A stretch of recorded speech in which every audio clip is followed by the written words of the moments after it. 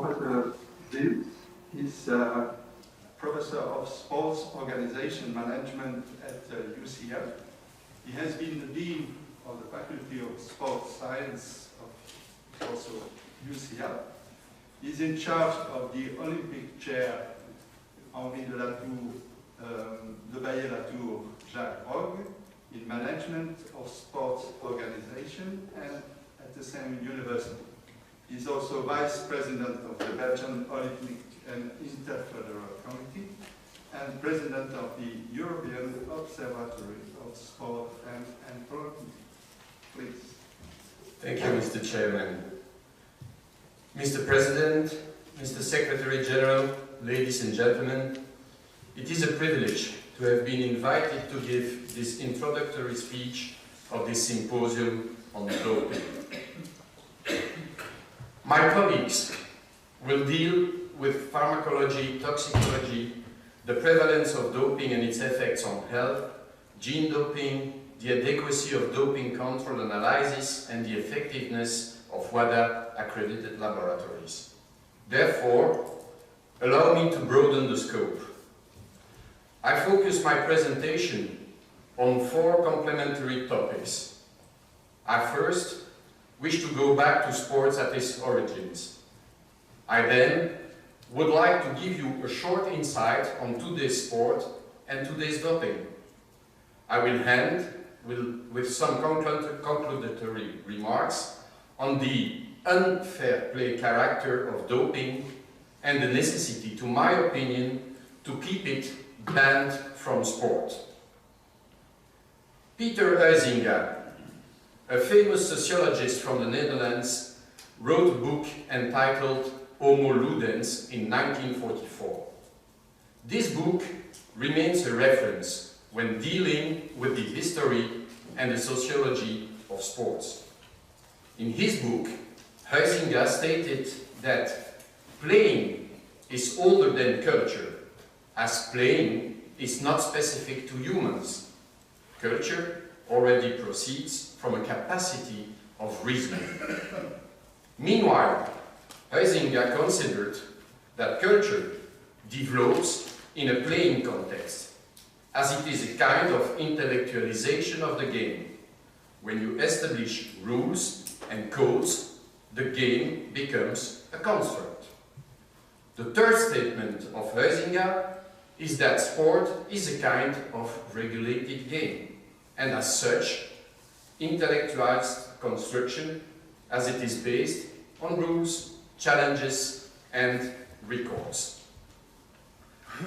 Nevertheless, one should understand that Huizinga wrote his book in a period where sport was dominated by an aristocratic vision based on the so-called amateurism imposed by Pierre de Coubertin in the early times of the modern Olympism.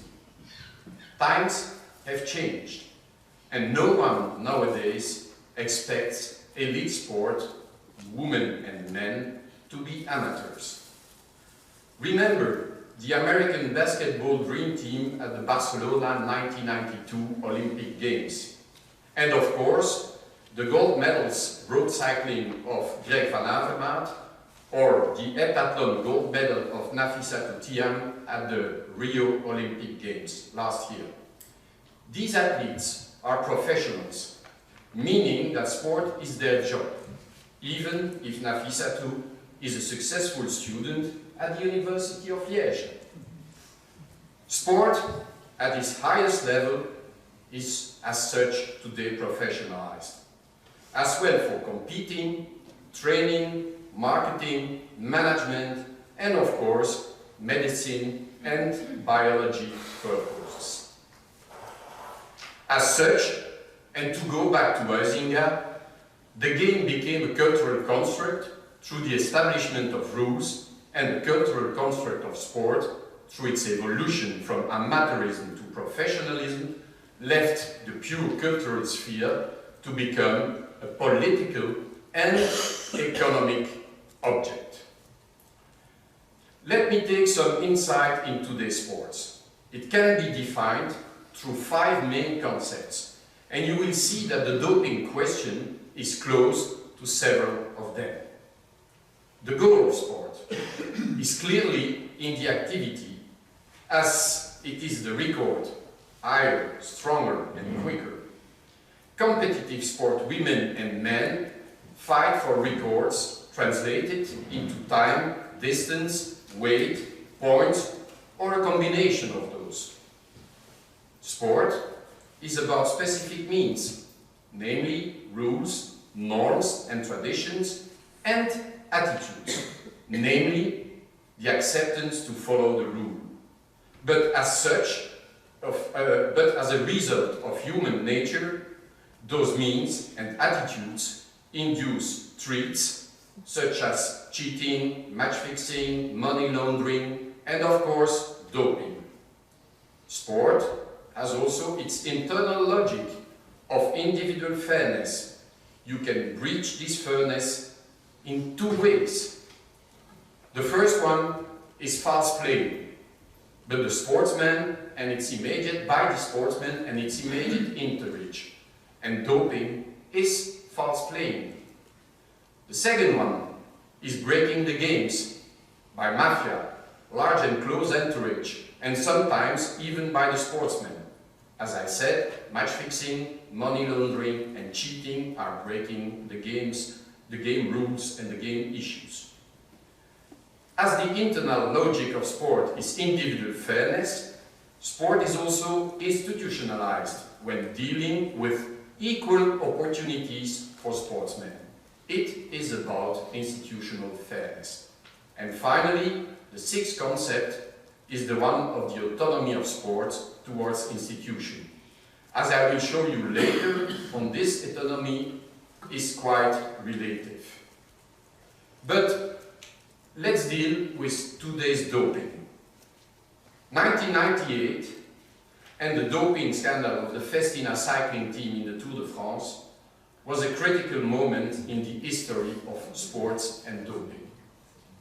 Prior to 1998, doping was a sport-specific problem.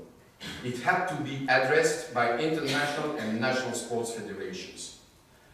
As from 1998, doping became a collective social problem as it grew from sport internal problem to a political multifactorial issue linked to major health harms, trafficking and money laundering. And WADA was created in 1999 with a 50-50 structure between governments and Olympic movement, and today even Interpol is helping treating the problem. And this brings me back to the question of autonomy of sport. Doping is a major breach to this autonomy. If sports governing bodies are fixing the rules of sports, they are unable to combat doping in all its components, as they are challenged by public authorities, by markets, and also by social ethics. But how to define doping? Well, we could consider the WADA Code in its 2015 issue. Article 2 of the Code states that doping covers several issues. I will not go through the issues, they are on the screen, but doping is more than doping the athlete. Doping is also trafficking substances. This being said, doping issues questions of fairness and social ethics. The individual fairness is questioned as doping is a failure to the rule adherence. The institutional collective fairness is questioned as doping is a failure to equal opportunities. But doping also questions health issues as it induces a potential harm of performance-enhancing drugs, as well as potential harm through acute sport injuries, overtraining, and the adoption of high-risk sports. So the main question is whether we should keep doping banned in sport, as we could consider it as an unfair play. And to my opinion, the answer is definitely Yes. Yes, because doping is unfair play. But we have to be able to justify it then. And I suggest you some answers. The first one would be that we have to reject performance enhancement drugs because they are a major threat to the fairness, as well individually as institutionally. The second one would be that we have to reject doping because of the challenge of line drawing between non-doping and doping, between biological preparation of performance and doping. The third one would be that we have to reject doping because this fight is legitimate at the age of enhancement. One more, we have to reject doping because of the complexity of performance and emerging new sports cultures. I would like to add that, to my opinion, we have also to reject doping because the harms on physical and psychological health of those consuming those drugs. So, Mr. President, Mr. Secretary General, dear colleagues, ladies and gentlemen, it was a privilege to have been invited to give this short introductory speech on the Symposium on Doping. My colleagues will now give you insight on their specific topics, but the goal of my presentation was to set a framework, and I hope I succeeded. Thank you for your attention.